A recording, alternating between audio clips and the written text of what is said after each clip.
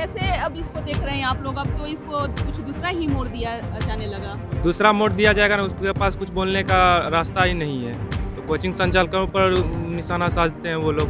भाई कल जो डीएम का जो ये आदेश आया था कि यहाँ पर कोचिंग संचालक को भी घसीटा जाएगा, ये तो सरासर गलत है। और पटना के जितना भी शिक्षक है उनको चाहिए कि खुले रूप से इस आंदोलन में आए।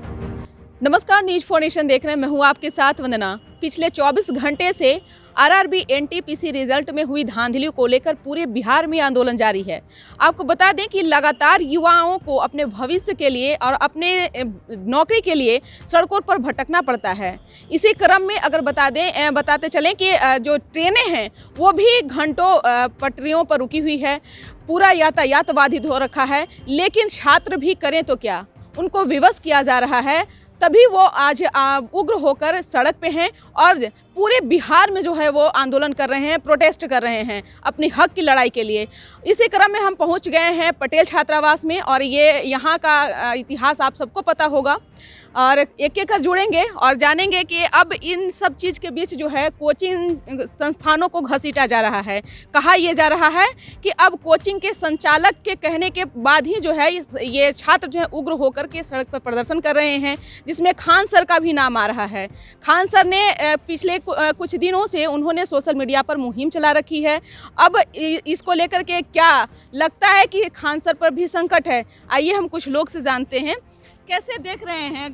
कोचिंग संचालकों को भी अब इसमें घसीटा जा रहा है। कहा जा रहा है कि वही लोग के आदेश पर जो है उग्र होकर के विद्यार्थी लोग आंदोलन कर रहे हैं।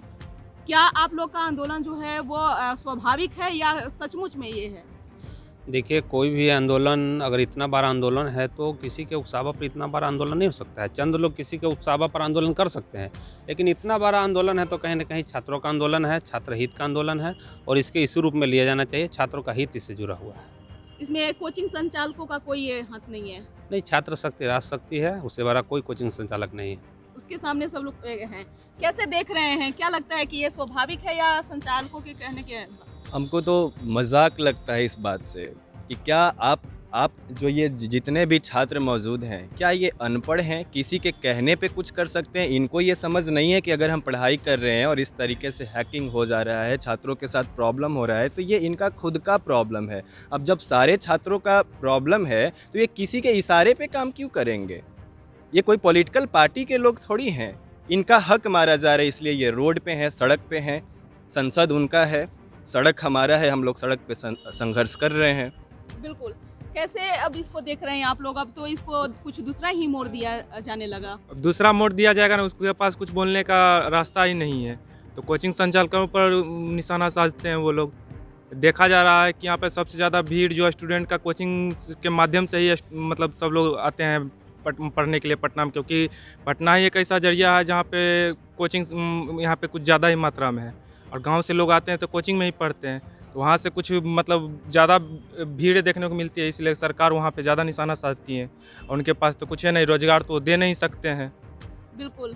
एक तो वैकेंसियाँ बहुत कम हो चुकी है और जो भी अगर निकलते भी हैं तो एक एक स्टूडेंट को जो है कई जगह रिजल्ट आ जाते हैं। तो बाकी का भविष्य के साथ क्या खिलवाड़ हो रही है यहाँ पे जो एनटीपीसी द्वारा जो रिजल्ट जारी किया गया है, पहले बात थी कि 20 गुना रिजल्ट दिया जाएगा, लेकिन एक ही कैंडिडेट का जो है 4-5 जगह रिजल्ट दिया गया, जबकि सिलेक्शन एक लड़का को होना है। तो यहाँ पर मांग हो रही है कि हमें 20 गुना स्टूडेंट का रिजल्ट चाहिए, ना कि 20 गुना आप सिलेक्शन दिखा दें कि 20 गुना रिजल्ट इशू कर दिए। हमें लड़का चाहिए यहाँ पर ही। और बात रही कल जो डीएम का जो ये आदेश आया था कि यहाँ पर कोचिंग संचालक को भी घसीटा जाएगा, ये तो सरासर गलत है, क्योंकि जो यहाँ पर एक मॉडल को तोड़ा जा रहा है। क्योंकि फैन फॉलोवर खान सर का बहुत ज़्यादा है, तो यहाँ पर ये उसको घसीटा जा रहा है कि उस पर अगर दबाव दिया जाएगा तो कहीं ना कहीं इसको दबाया जा सकता है। लेकिन ये पूरे बिहार में, पूरे भारत में इस तरह का आंदोलन हो रही है और ये छात्र के हित में है और छात्र का स्वाभाविक आंदोलन। इसमें टीचर को घसीटा जाना ये बेवकूफ़ी है और सरकार इस तरह के जो गलतियाँ कर रही है उन्हें इसका खमियाजा भुगतना पड़ेगा। अगर टीचर पे संकट आता है, खान सर पे संकट आता है, तो क्या जो छात्र हैं वो उनके साथ हैं? छात्र बिल्कुल रहेंगे उनके साथ। टीचर को भी चाहिए इनका साथ देना चाहिए, लेकिन आज छात्र जो रोड पर है वो छात्र देंगे उनका साथ, क्योंकि एक कहीं ना कहीं सब एक दूसरे से जुड़े हुए हैं। तो इसमें टीचर को घसीटा नहीं जाना चाहिए। वो गलती जो कर रही है सरकार, लेकिन इस पर आगे भी कार्रवाई होगी और लगातार ये आंदोलन होगा जब तक इस पर कोई सही रिपोर्ट नहीं आ एक्शन जाए। सरकार ना ले लेती है। क्या लगता है खान सर ने जो सोशल मीडिया पे मुहिम चला रखी है वो गलत है? नहीं, सही है एकदम।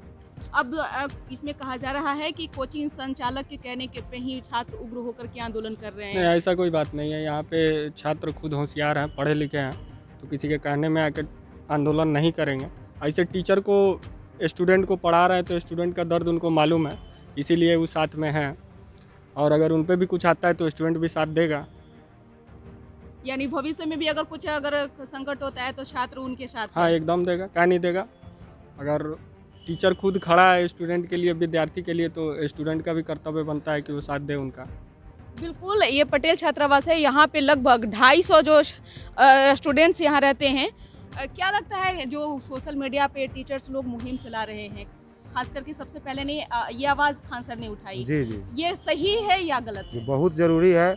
शिक्षक जितने भी पटना के, चाहे बिहार हो या इलाहाबाद हो, हर जगह को शिक्षक को ये मुद्दा उठाना चाहिए छात्र हित में, क्या कि छात्र से ही शिक्षक है। हम लोग सर को इतना प्यार करते हैं, हर बात सर का सुनते हैं। अब सर को और पटना के जितना भी शिक्षक है उनको चाहिए कि खुले रूप से इस आंदोलन में आए। हम चाहते हैं कि खुले रूप से इस आंदोलन में आए। हम आपके पास पढ़ते हैं, हम आपका हर चीज़ में साथ है, सुख दुख में। कोई भी शिक्षक हो, खान सर हो या एसके झा सर हो या नवीन सिंह सर हो, किसी प्रकार के शिक्षक को हम लोग साथ कहा हैं। जा रहा है कि उन लोगों पे FIR होगा। उस गलत है, सरकार का ये मनमानी है, तानाशाही रूप है ये। अगर आप हमको बताइए कि पटना में खान सर आंदोलन के दे रहे हैं, जगह जगह पर बिहार शरीफ में हो रहा है, मुजफ्फरपुर में हो रहा है, सीतामढ़ी में हो रहा है, कहाँ वहाँ खान सर चले गए हैं? एक मिनट के लिए यहाँ के लोग कहेंगे, मीडिया वाले चाहे सरकार कोई भी कह सकता है कि हाँ यहाँ खान सर, चाहे कोई भी शिक्षक है जो मतलब विद्यार्थी को भड़का रहे हैं। अब सोशल मीडिया के जरिए से 90 लाख ट्वीट हुआ। 90 लाख ट्वीट पर अब सरकार किसी भी प्रकार की सोच नहीं, एकदम अंधी बहरी सरकार है, या बिहार सरकार हो या केंद्र की सरकार हो, किसी भी प्रकार का वोट लेने के समय हम लोग को एकदम ऐसे कर दिया जाता है कि जैसे में अभी तुरंत हाथ में रोजगार दे देंगे।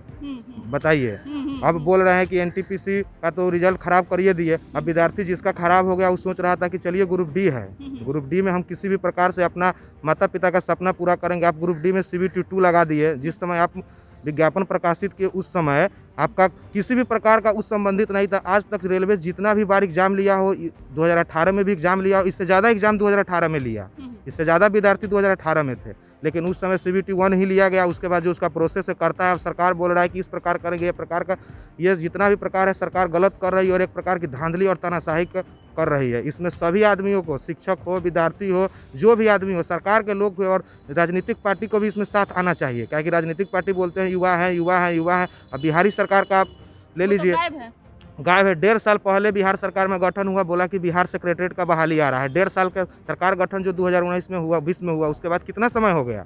एक बार विज्ञापन प्रकाशित नहीं किया गया। जो भी विज्ञापन प्रकाशित किया जाता है उसमें खुला रूप से धांधली होता है।